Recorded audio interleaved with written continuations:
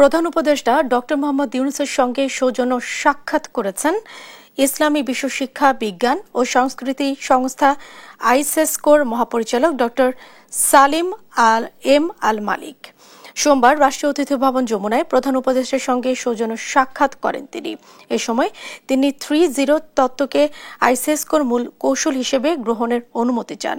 প্রধান উপদেষ্টার সহকারী প্রেস সচিব এ তথ্য জানান।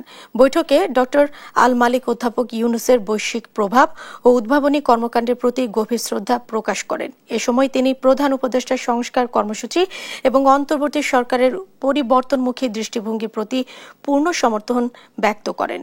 এদিন আন্তর্জাতিক মানবাধিকার সংস্থা FIDH এর সভাপতি অ্যালিস মাগওয়ে প্রধান উপদেষ্টা অধ্যাপক ডক্টর মোহাম্মদ ইউনূসের সঙ্গে সাক্ষাৎ করেছেন।